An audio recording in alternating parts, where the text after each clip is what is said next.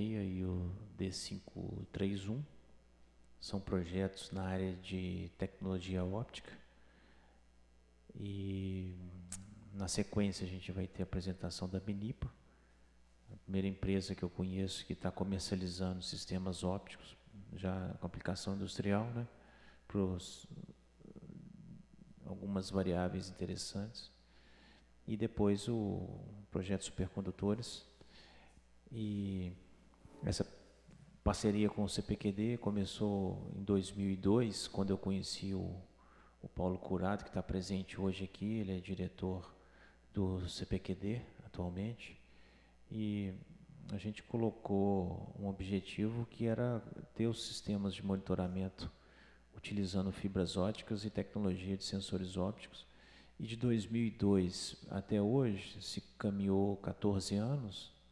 Então a gente tem bastante resultados a demonstrar, e o mais importante que a equipe já tem muita bagagem para atingir o mercado consumidor dessas tecnologias. E a CEMIG tem bastante interesse em continuar caminhando junto nessa, a gente chama cruzada tecnológica da fibra ótica no setor elétrico, e como a gente mostrou de manhã, com ganhos para a sociedade, né?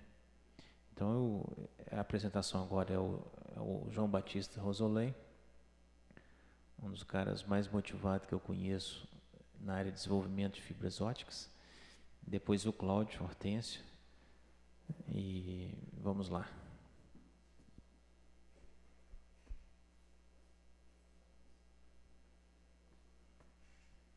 Pessoal, boa tarde.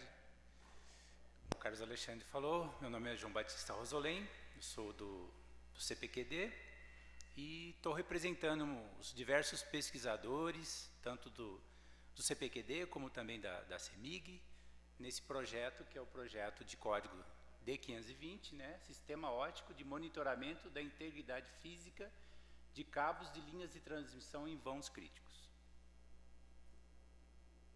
Vou falar um pouquinho sobre o CPQD e sobre o grupo que eu trabalho, antes de efetivamente falar do projeto.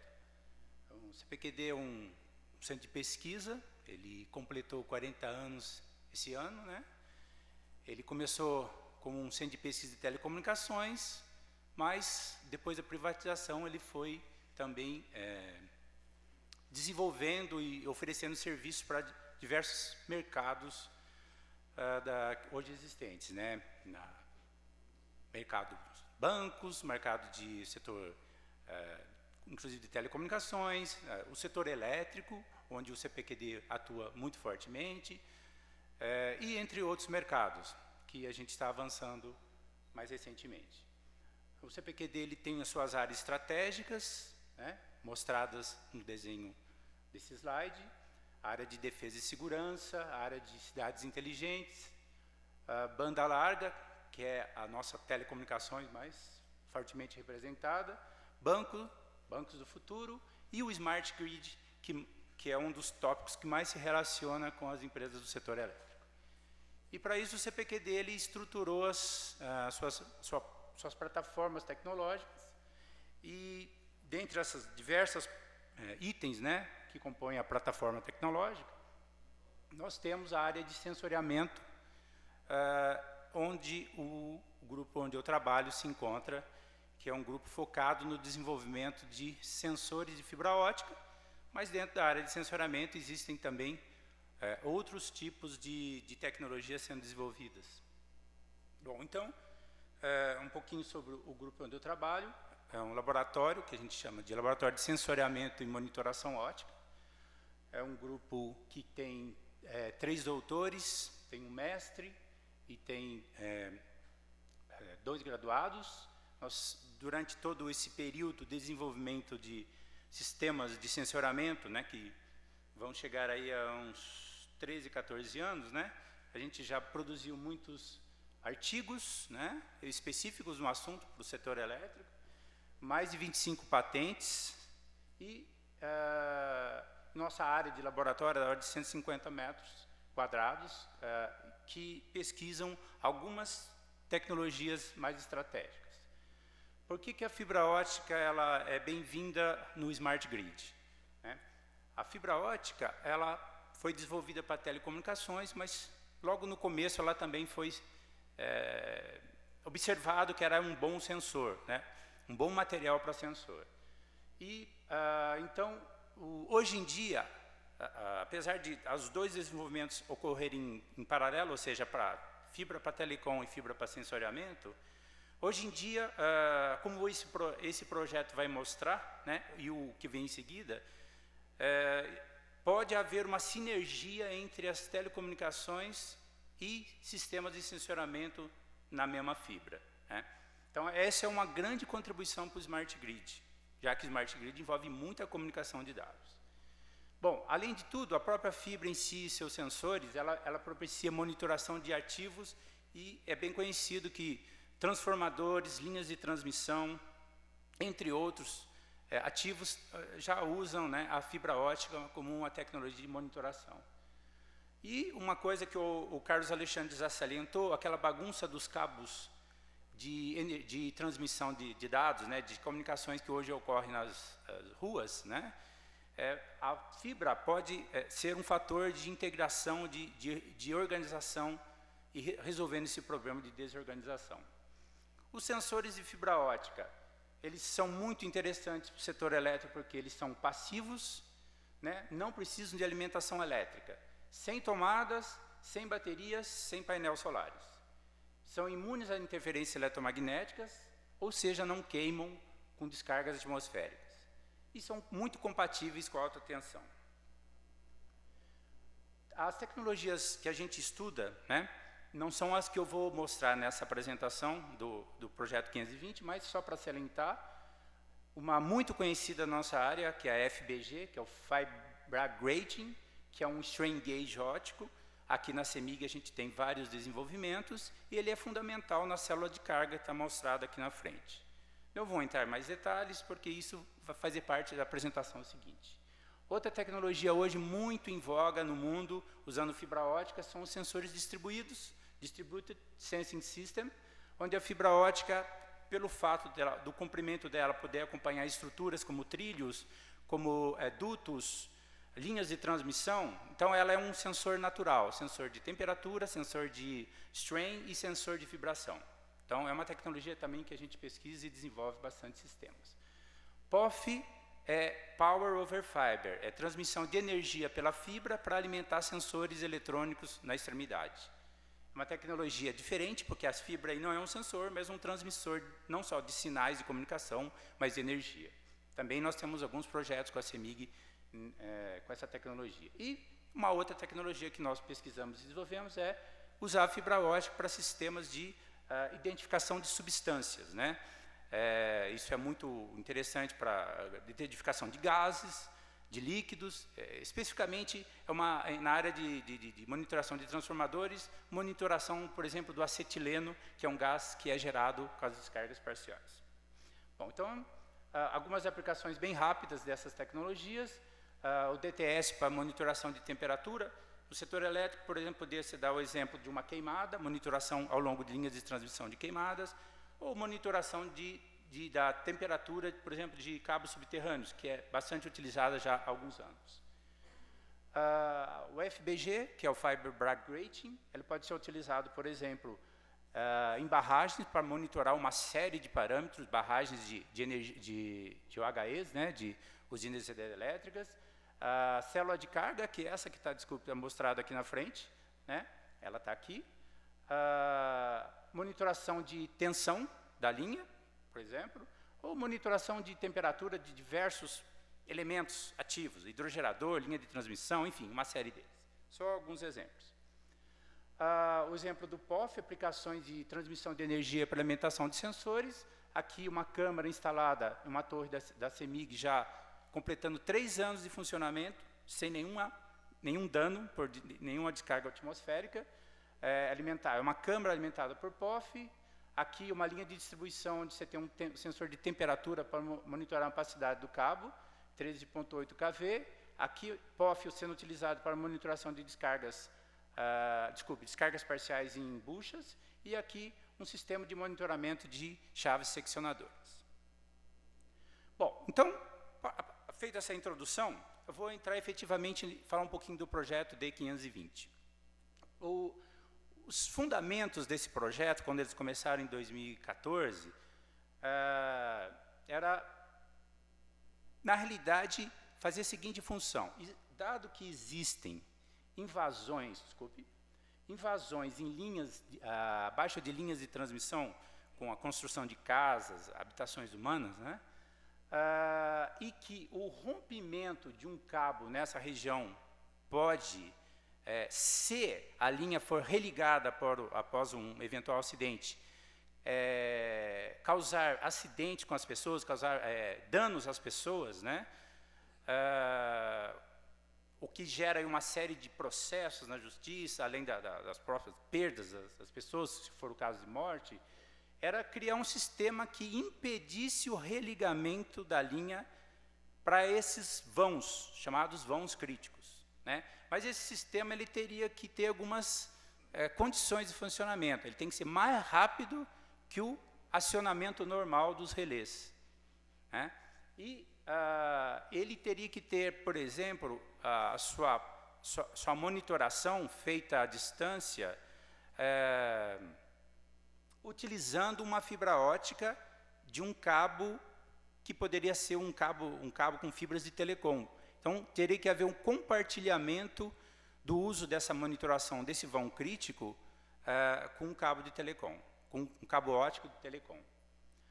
Bom, nós estudamos as possibilidades de efetivar esse monitoramento, escolhendo a fibra ótica como elemento de transmissão, e escolhemos, então, algumas tecnologias da área de telecomunicações que possibilitassem não só essa transmissão dos sinais simultâneo em telecom, comunicação, mas o monitoramento em si.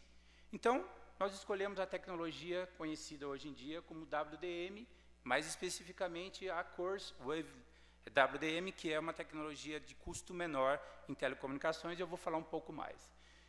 E, ao longo do projeto, a gente viu e desenvolveu várias concepções, várias tecnologias. O próprio cabo que está aqui, ele é um cabo que precisava ter fibra ótica, não podia ser o cabo condutor comum, né?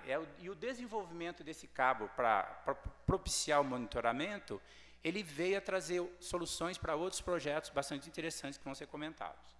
Então, o princípio de funcionamento é o seguinte: se esse cabo romper, a fibra ótica aqui rompe, e o rompimento dessa fibra ótica vai causar, né, um rompimento de um sinal óptico que vai ser detectado na subestação, porque a ligação desse cabo condutor com fibra ótica com a subestação pode ser feita, por exemplo, por um OPGW ou por um outro tipo de cabo óptico, né?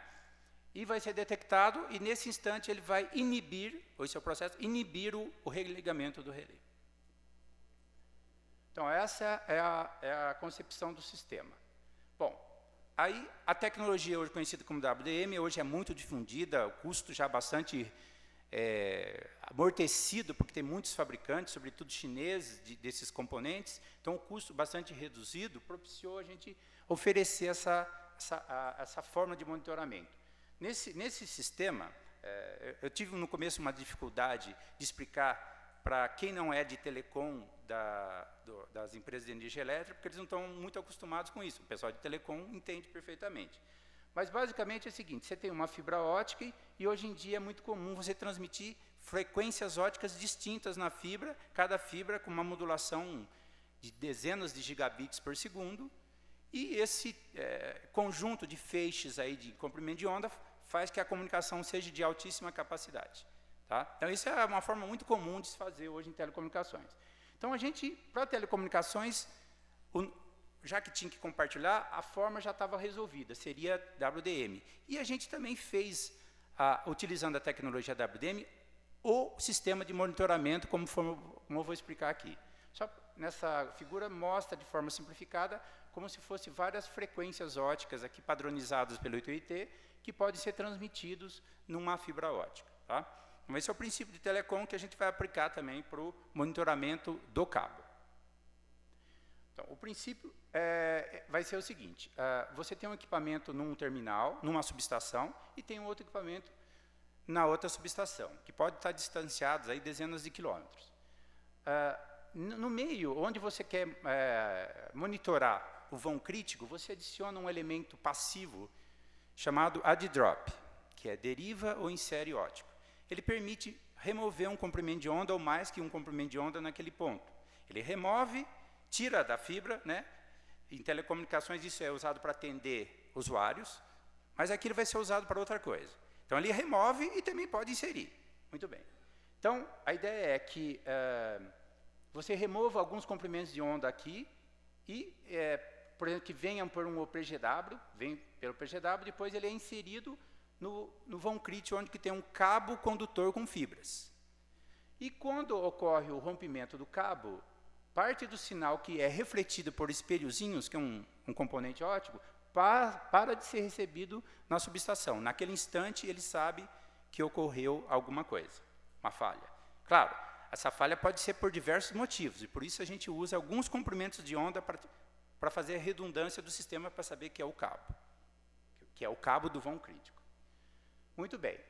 Então, baseado nisso, tem várias formas de usar esse sistema. Por exemplo, a fibra ótica escolhida, ela transmite o sinal de telecom, que é o objetivo passar e ir para outra subestação. O sinal de monitoramento, você escolhe alguns comprimentos de onda que são derivados e jogados no cabo condutor com fibras óticas. E aqui vem pelo OPGW, por exemplo, ou por um outro cabo aéreo, não importa. Eles são derivados, jogados no cabo condutor, que está naquele trecho de vão crítico. E, na extremidade, você coloca uns espelhos, que são pequenos componentes. Quando há o rompimento de uma fase, esse sinal refletido que volta para o sistema, o equipamento, ele para de chegar na origem, então você detecta a falha. Você pode detectar de forma independente das três fases. Essa é a tecnologia, essa é a forma, a topologia que a gente adotou efetivamente. Outras opções seriam, por exemplo, você concatenar as três fases com 3 cabos condutores com fibra, e quando houver um rompimento, um único, você já vai saber na alta estabilidade que houve a falha. Nesse caso, nos dois casos, vocês podem notar que o sistema de comunicações ele continua funcionando, apesar de haver o rompimento, em tese, do cabo condutor. Nesse último caso, aí você passa o sinal por todas as três fases e o sinal de telecom também. Nesse caso, se houver rompimento dessas fases, o sistema de telecom também ele acaba por cair. Então, a gente está estudando primeiro essa fase aqui que está implantado. Agora, aqui um pouco mais de detalhes. Na realidade, o sistema está mostrado era mais simplificado. O que nós temos aqui é uma amostra dos add-drops colocados. Numa situação real, esses add-drops, que são componentes pequenos, são colocados dentro de uma caixa de emenda, por exemplo, caixa de emenda comum de telecom. E a fibra que sai deles vai para os cabos condutores, que são esses aqui, para aqueles trechos, para aquelas fases. Quando houver, porventura, um rompimento anterior, por um outro motivo que não seja esse, do OPGW, por exemplo, existe uma redundância que é colocada aqui, de tal forma que ela diz, quem rompeu foi o PGW, e não as fases. Só algumas características. Outras características, o sistema permite que seja supervisionado a integridade das fibras através de um equipamento chamado OTDR, que é muito comum em telecom. Então, ele permite o funcionamento de todas as funcionalidades, todas em paralelo. Bom, então aqui umas fotos dos constituintes, né, o sistema do CWDM, o equipamento que mandam os sinais, né, um desenvolvimento antigo do CPQD que foi reaproveitado aqui. Aqui os componentes passivos do multiplexador de comprimentos de onda. Aqui o elemento de transmissão chamado transceiver, que hoje é muito comum, você encontra dezenas de fornecedores, um custo muito barato. Tá? Aqui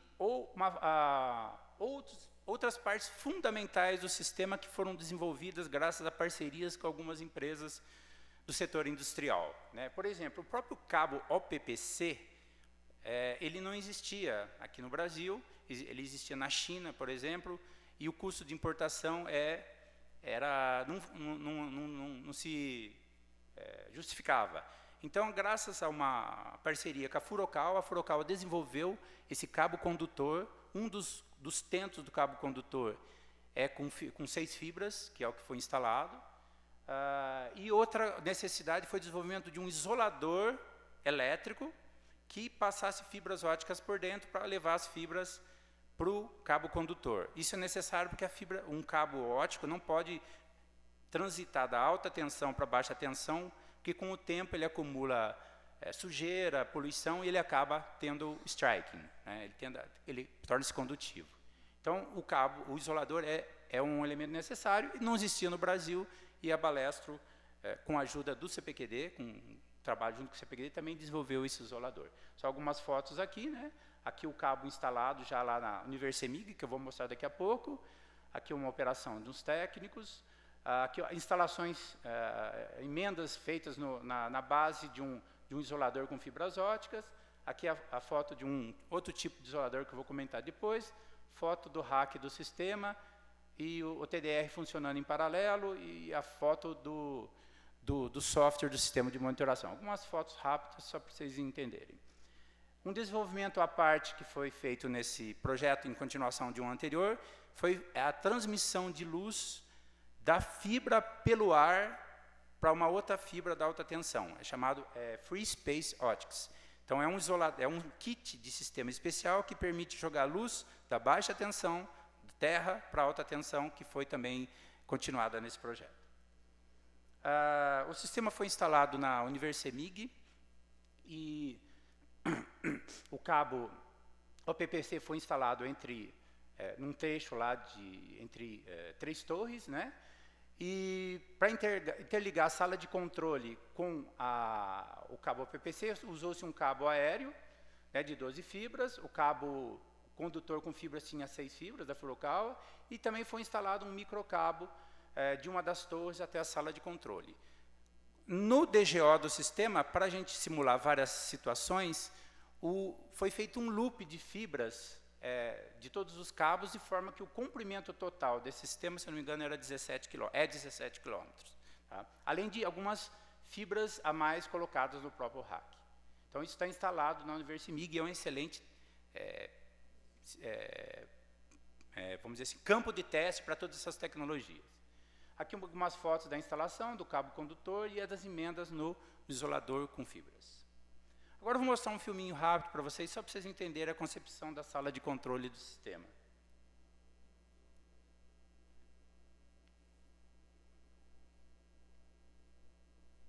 Foi filmado por celular, você me desculpe a tremedeira. É a sala 70 da Universemig, onde está provisoriamente instalado o sistema. Ele vai mudar para uma próxima habitação.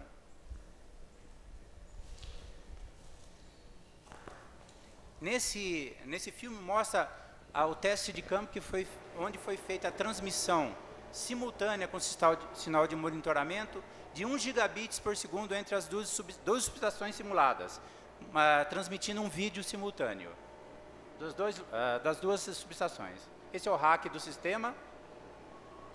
Aqui é o TDR, aqui os transponders, aqui o medidor de taxa de erro do sistema.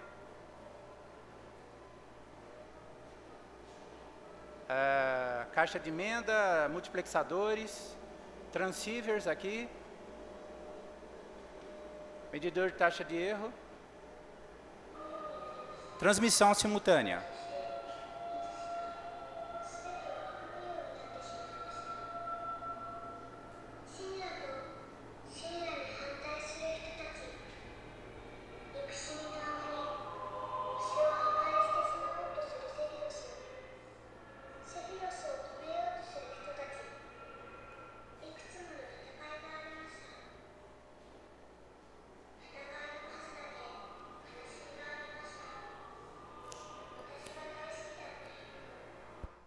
Então, nesse teste que foi mostrado nesse vídeo, foi feita uma transmissão simultânea de sistema de telecomunicações de 1 gigabits bidirecional pela mesma fibra, ao mesmo tempo, os dois vídeos, é como se fosse um vídeo mandado de uma subestação, outro vídeo mandado de outra, porque o vídeo foi colocado porque ele impressiona mais, por esse motivo. Ao mesmo tempo, foi medido taxa de erros, né, e também todo o sistema de monitoramento funcionou simultâneo.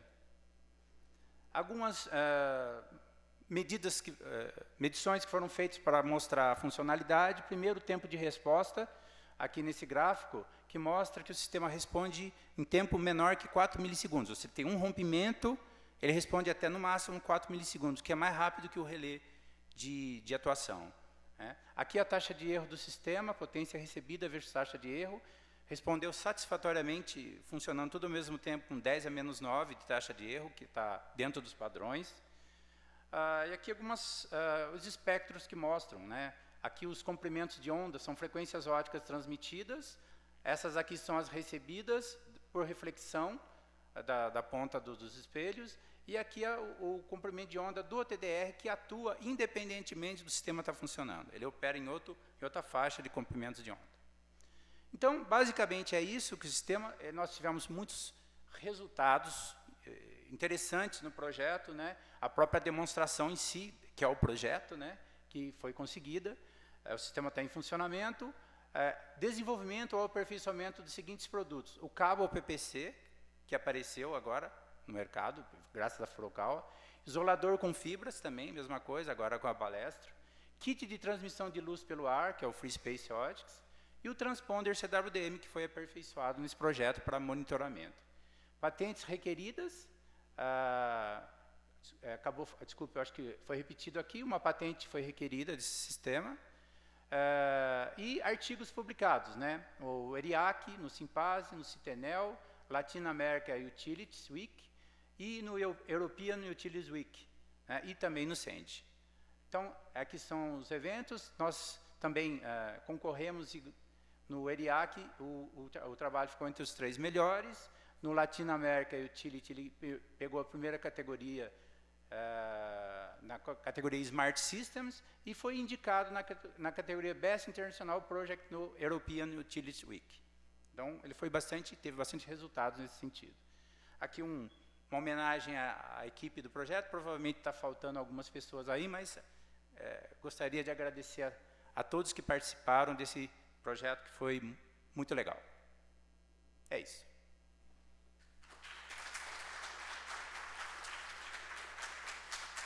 O meu colega Cláudio